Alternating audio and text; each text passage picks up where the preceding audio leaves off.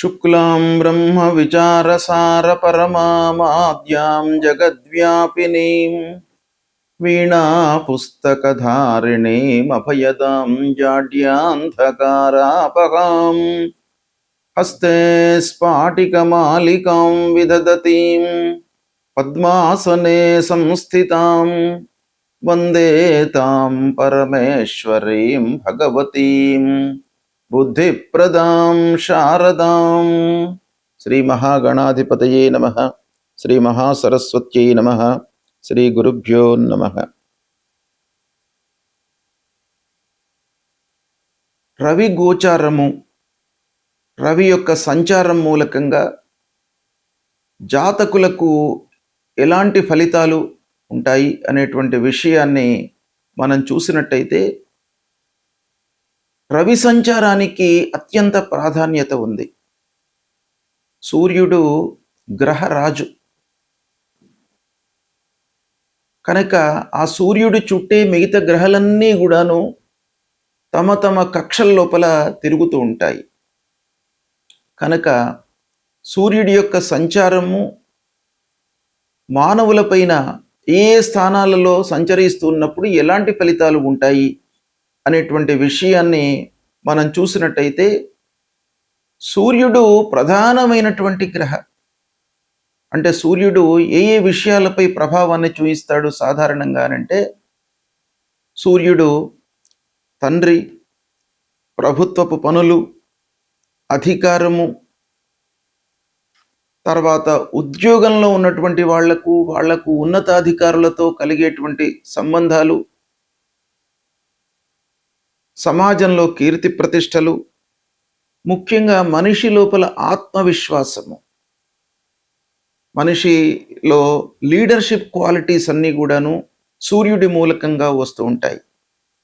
తర్వాత రాజకీయంలో ఉన్నటువంటి వాళ్లకు, ఉద్యోగులకు ఉద్యోగం ఎలా నడుస్తుంది అనేటువంటి ఎన్నెన్నో విషయాలపై సూర్యుడి యొక్క సంచారము గోచార రీత్యా లేదా జాతకులు జన్మించినటువంటి సమయంలో సూర్యుడు ఉన్నటువంటి స్థితి మూలకంగా, సూర్యుడు బలవంతంగా ఉన్నాడా, జన్మ సమయంలో బలహీనంగా ఉన్నాడా, అష్టక వర్గు ఎలా ఉంది, సమరాశిలో ఉన్నాడా, మిత్రరాశిలో ఉన్నాడా, శత్రురాశిలో స్థిరమై ఉన్నాడా జన్మ సమయంలో అనేటువంటి విషయాలపై సూర్యుడి యొక్క ఫలితము ఆధారపడి ఉంటుంది. అయితే గోచార రీత్యా సూర్య భగవానుడి యొక్క సంచారము 12 రాసుల వారికి ఎలాంటి ఫలితాలు ఇవ్వబోతున్నాయి అనే విషయాన్ని మనము తెలుసుకుందాం. కన్యా రాశి వారికి రవి గోచారము ఎలా ఉందో తెలుసుకుందాం. రవి సూర్య భగవానుడు 15 జూన్ 2026 నుండి 16 జూలై 2026 మధ్యకాలంలో మిథున రాశిలో సంచరిస్తున్నాడు. కాబట్టి ఈ సమయంలో ఫలితాలు ఎలా ఉంటాయి, గోచార ఫలితము అనే విషయాన్ని మనం చూసినట్టయితే, మిథున రాశిలో సంచారము కన్యా రాశి వారికి దశమ స్థానం అవుతుంది. దశమ స్థానంలో సూర్యుడి యొక్క సంచారం జరుగుతుంది.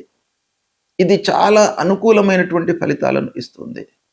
దశమ స్థానము సూర్య భగవానుడు చాలా అనుకూలమైనటువంటి ఫలితాలను, శుభప్రదమైనటువంటి ఫలితాలను ఇచ్చే అవకాశాలు 100% ఉంటాయి. ఇకపోతే సూర్యుడు బుధుని క్షేత్రంలో సంచరిస్తున్నాడు. ఇది కూడాను మిత్ర క్షేత్రం గనక తద్వారా కూడాను మీకు మంచి ఫలితాల యొక్క సూచన కనబడుతుంది. అంటే గోచార రీత్యా స్థానం బాగుంది, గ్రహాల మధ్యన మంచి సంబంధాలు, మిత్రత్వం ఉంది గనక ఓవరాల్గా ఈ దశమ స్థానంలో సంచరిస్తున్నటువంటి సమయము కన్యా రాశి వారికి బాగా కలిసి వస్తుంది. ఏ విషయాలపై ఈ యొక్క సంచారం ప్రభావాన్ని చూపిస్తుంది అనే విషయాన్ని మనం చూసినట్టయితే, ముఖ్యంగా దశమ స్థానము మీరు చేసేటువంటి పనులపై ప్రభావాన్ని చూపిస్తుంది. అంటే మీరు బాగా ఆలోచించి మంచి పనులను ప్రారంభిస్తారు. సమయ స్ఫూర్తి లోపల మీరు నిర్ణయాలు తీసుకుంటారు. అంటే సమయం లోపల అనుకూలమైనటువంటి నిర్ణయాలు, తద్వారా మీకు మంచి ఫలితాలు కలిగేటువంటి అవకాశాలు ఉన్నాయి. ఉద్యోగం లోపల కీర్తి ప్రతిష్టలు, అనుకూలత, సంతృప్తి కలుగుతుంది. సమాజంలో మీకు గుర్తింపు లభిస్తుంది. ఇలాంటి ఫలితాలు ఈ దశమ స్థాన సంచారం మూలకంగా ఉంటాయి. కాకపోతే ముఖ్యంగా ఉద్యోగ ప్రయత్నంలో ఉన్నటువంటి వాళ్ళకు కూడాను ఉద్యోగం ఈ సమయంలో లభిస్తుంది.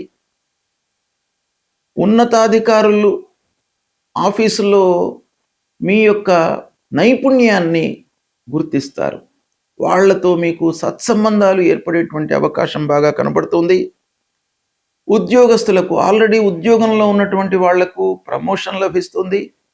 మంచి పనులను, మంచి ప్రాజెక్టులను మీకు అప్పజెప్పేటువంటి అవకాశం ఉంది. ఓవరాల్గా మీ యొక్క స్కిల్స్ను గుర్తించేటువంటి అవకాశం బాగా కనబడుతుంది. ఇక ప్రభుత్వ ఉద్యోగుల విషయం ఆలోచించినట్టయితే వాళ్ళకు కూడాను కార్యాలయం లోపల అనుకూలత గోచరిస్తుంది. వ్యాపారం లోపల అభివృద్ధి కనబడుతుంది. కొత్త ప్రాజెక్టులు ప్రారంభించేటువంటి అవకాశం ఒక పక్కన ఉంది.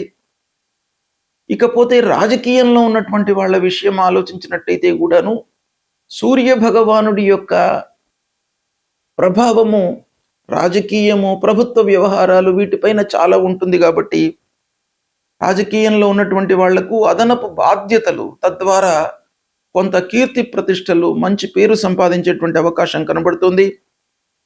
ఓవరాల్గా మీ లోపల అభివృద్ధి కనబడుతుంది. రాజకీయం లోపల కోర్టు వ్యవహారాలలో అనుకూలత, చాలా రోజుల నుంచి పెండింగ్లో ఉన్నటువంటి కేసులు మీకు అనుకూలమైనటువంటి తీర్పుతో మీ లోపల సంతృప్తి ఏర్పడే అవకాశము. ఇక ఆదాయం కూడాను మీకు పెరుగుతుంది. ఉద్యోగంలో మీరు చాలా రోజుల నుంచి మార్పును కోరుకునేటువంటి వాళ్ళు, అంటే పాజిటివ్ వైపుకు ఎవరైతే మార్పు కోరుకుంటున్నారో వాళ్లకు మంచి సంస్థ లోపల ఉద్యోగం లభించే అవకాశం ఉంది. లేదా అదే సంస్థలో కూడాను మీకు మంచి పొజిషన్ వచ్చేటువంటి అవకాశం కూడాను ఒక పక్కన కనబడుతుంది. వ్యాపార విస్తరణకు అవకాశాలు ఉన్నాయి. కుటుంబంలో అందరితో కూడాను సఖ్యతతో, అన్యోన్యతతో ఉంటారు. భార్య, పిల్లలు, కుటుంబ పెద్దల యొక్క స్నేహపూర్వకమైనటువంటి వాతావరణము కుటుంబంలో ఏర్పడుతుంది. చాలా సంతృప్తిగా ఉంటారు. ముఖ్యంగా తండ్రి ద్వారా మీకు లాభము చేకూరుతుంది ఈ సమయం లోపల. విద్యార్థులు కాంపిటేటివ్ ఎగ్జామ్స్ లోపల విజయాన్ని పొందుతారు. ఇకపోతే విదేశ ఉద్యోగం కొరకై ప్రయత్నం చేస్తున్నటువంటి వాళ్లకు కూడాను ఈ సమయం బాగా అనుకూలిస్తుంది. విదేశాలలో ఉద్యోగము వచ్చే అవకాశం కూడాను చాలా కనబడుతుంది ఈ సమయం లోపల. మీ వైపు నుంచి ప్రయత్నాలు కూడాను కొనసాగించండి. తప్పకుండా మీకు విజయం చేకూరుతుంది. ఆస్తి వ్యవహారాలలో పూర్వం ఉన్నటువంటి లిటిగేషన్స్ అన్నీ కూడాను పరిష్కారం అవుతాయి ఈ సమయం లోపల. ఆరోగ్యము నిలకడగా ఉంటుంది. ఆత్మవిశ్వాసము ఓవరాల్గా పెరుగుతుంది. గురువు కూడాను ఆల్రెడీ ఏకాదశ స్థానంలో ఉన్నాడు. సూర్య భగవానుడు మీకు దశమంలోకి వచ్చాడు. అంటే 15 జూన్ 2026 నుండి 16 జూలై 2026 మధ్యకాలము మీకు అద్భుతమైనటువంటి ఫలితాలు కలుగుతాయి కన్యా రాశి వారికి. కాబట్టి ఈ సమయాన్ని మీరు సద్వినియోగపరచుకోండి. అన్ని విధాలుగా మీరు సంతృప్తిగా ఈ సమయంలో ఉంటారు. సూర్యుడి యొక్క సంచారము ప్రతికూలంగా ఉన్నప్పుడు, అంటే సూర్యుడు జన్మస్థానము, ద్వితీయ స్థానము, అర్ధాష్టమ స్థానము అంటే 4వ స్థానము, పంచమ స్థానము, సప్తమ స్థానము, అష్టమ స్థానము, నవమ స్థానము, ద్వాదశ స్థానము, ఈ స్థానాలలో సంచరిస్తున్నప్పుడు మనకు గోచార రీత్యా ప్రతికూలమైనటువంటి ఫలితాలను ఇస్తాడు.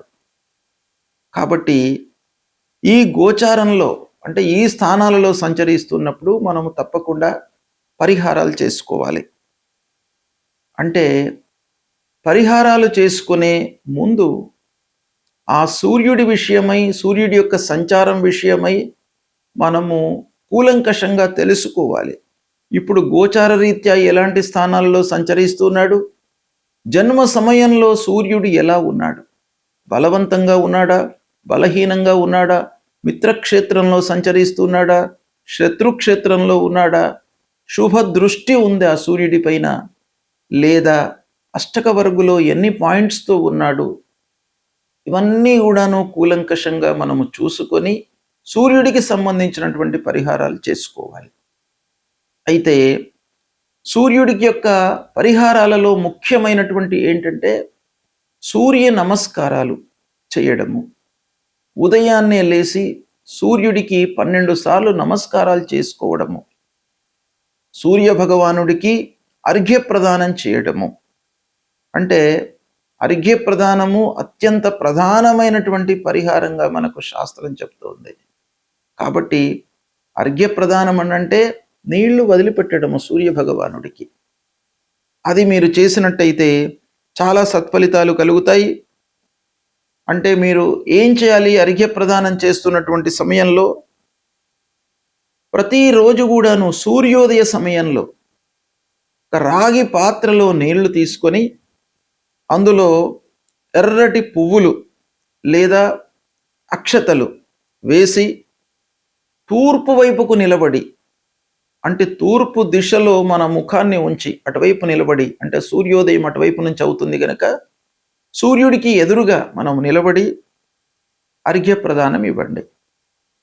తద్వారా మీకు ఆ సూర్య భగవానుడి యొక్క అనుకూలత కలుగుతుంది. ఇది చాలా ప్రధానమైనటువంటి పరిహారము. రెండవది, ఆదిత్య హృదయము పారాయణం చేసుకోండి. మూడవది, సూర్యుడికి సంబంధించినటువంటి మూల మంత్రం జపా కుసుమ సంకాశం కాశ్యపేయం మహద్యుతిం తమోరిం సర్వపాపఘ్నం ప్రణతోస్మి దివాకరం అనేటువంటి ఈ మూల మంత్రాన్ని ప్రతినిత్యం కూడాను చదువుకోండి. సూర్యుడికి సంబంధించినటువంటి గాయత్రి జపము మనకు శాస్త్రంలో చెప్పబడి ఉంది. అది కూడాను మీరు ప్రతిరోజు చదువుకున్నట్టయితే సూర్య భగవానుడి యొక్క అనుకూలత ఉంటుంది. సూర్యుడు ఆరోగ్యాన్ని ప్రసాదించేటువంటి గ్రహము కాబట్టి మీరు ఈ సంచారంతో నిమిత్తం లేకుండా ప్రతిరోజు కూడాను సూర్య భగవానుడికి నమస్కారం చేసుకోండి. ఆదిత్య హృదయం చదవండి, పారాయణం చేయండి, సూర్య గాయత్రి జపించండి. మీకు ఆరోగ్యము ప్రధానంగా సూర్యుడు ఇస్తాడు. ఆరోగ్యమే ప్రధానం కాబట్టి ఆరోగ్య సమస్యలు లేకుండా ఉన్నట్టయితే జీవితంలో మనకు కలిగేటువంటి ఫలితాలను అనుభవించడానికి మనకు ఆస్కారం ఉంటుంది. కాబట్టి సూర్యుడిని మీరు ప్రతినిత్యం కూడాను కొలవండి, అనుగ్రహాన్ని పొందండి. శుభం.